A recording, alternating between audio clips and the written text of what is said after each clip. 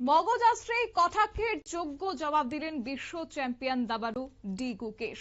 কারণ টুর্নামেন্ট শুরুর আগে শুনতে হয়েছিল দুর্বল প্লেয়ার এবং তারপরে তিনি বেশ কিছুক্ষণ চুপ ছিলেন, অবশ্য খেলায় বাজিমাত করে দিলেন। সুপার ইউনাইটেডের দাবা প্রতিযোগিতায় চমক এবার গুকেশের। কার্লসেনকে হারিয়ে দিয়ে কটাক্ষের জবাব দিলেন ডি গুকেশ। কার্লসেনকে হারিয়ে 10 পয়েন্ট নিয়ে পয়েন্ট তালিকার শীর্ষে ভারতীয় দাবাড়ু।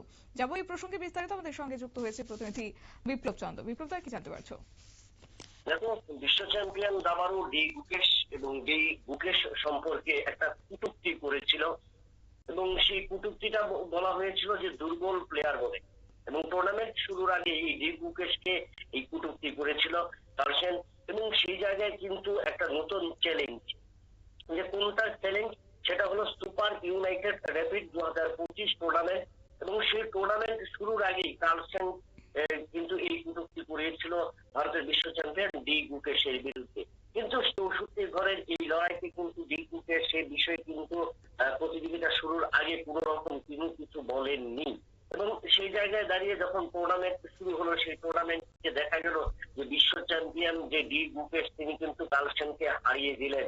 এবং শুধু হারানো নয়, এবং এই জয়ের ফলে বিশ্ব চ্যাম্পিয়ন কিন্তু কার্লসেন আবারও প্রমাণ করে দিলেন যে এর আগেও আমরা গত মাসেই দেখেছিলাম একটা টুর্নামেন্টে ডি গুকেশ কার্লসেনকে হারিয়েছিলেন এবং এই নিয়ে পরপর দুবার কিন্তু তিনি ডি গুকেশের কাছে পরাজিত হলেন। তবে ডি গুকেশ যখন জয়লাভ করলেন কার্লসেনের বিরুদ্ধে, তখন কিন্তু সেই কথাটাই তিনি খুব উগড়ে দিলেন যে নিজেকে খাটো করবার জন্য, অর্থাৎ ডি গুকেশকে খাটো করবার জন্য তার মানসিক দিক দিয়ে যেন একটা চাপ তৈরি হয়, তার আগে দুর্বল প্লেয়ার বা দুর্বল খেলোয়াড় বা 64 ঘরের দুর্বল খেলোয়াড় হিসেবে তাকে কটাক্ষ করা হয়েছিল।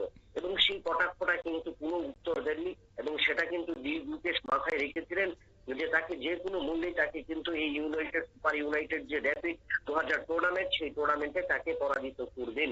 এবং সেটাই দেখা গেল, এবং যার কারণে কিন্তু 10 পয়েন্ট নিয়ে ইতিমধ্যে কিন্তু শীর্ষে উঠে এলেন ভারতের এই দাবাড়ু।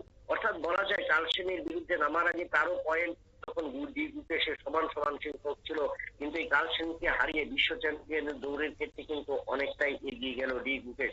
3 রাউন্ড শেষ হয়েছে এবং সেই 3 রাউন্ডে যখন 10 পয়েন্ট নিয়ে ডি গুকেশ, এবং তার ফলে কিন্তু কার্লসেনের উপর কিন্তু আরেকটা চাপ পড়লো। এবং এর আগে আমরা যেটা সদ্য নরওয়ে ওপেনে কিন্তু কার্লসেনকে হারিয়েছিল ডি গুকেশ, এবং পরপর দুবার পরাজিত হবার ফলে, যে কার্লসেন দুবার পরাজিত হবার ফলে সেখানেই কিন্তু বলা হয়ে, মানে মোটামুটি ভাবে বলা যায় যে ডি গুকেশ সম্পর্কে যে মতামত প্রকাশ করেছিল দুর্বল প্লেয়ার, সেটা কিন্তু কার্লসেন নিজেই প্রমাণিত হয়ে গেলেন। এবং ইউনাইটেড দাবায় যে সুপার ইউনাইটেড দাবায় তিনি পরাজিত হলেন। এবং ডি গুকেশের এই জয়লাভের পর ভারতীয় দাবাড়ু এবং বিশ্ব দাবাড়ুদের কাছে কিন্তু ডি গুকেশ আবারও কিন্তু আলোচিত বা শ্রেষ্ঠ দাবাড়ু হিসেবে কিন্তু উঠে এলেন। শতাব্দী, ধন্যবাদ। অর্থাৎ 5 বারের বিশ্ব চ্যাম্পিয়ন ভারতীয় দাবাড়ুকে টুর্নামেন্টের অন্যতম দুর্বল প্লেয়ার বলেই তিনি কটাক্ষ করেছেন ম্যাচ শুরুর আগে। অবশ্য কার্লসেন সেই সময়টাতে বলেছিলেন যে গুকেশ আগের বার ভালো পারফর্ম করেছিল ঠিকই, কিন্তু তারপর এবার তাকে এই ফরম্যাটে সেরা প্লেয়ার হিসেবে তাকে ব্যাখ্যা দিতে হবে এবং সেই সঙ্গে তাকে প্রমাণ করতে হবে। এবং এই টুর্নামেন্টের অন্যতম দুর্বল প্লেয়ার হিসেবে আমি তাকে ধরছি, এমন ভাবে কটাক্ষ করেছিলেন কার্লসেন।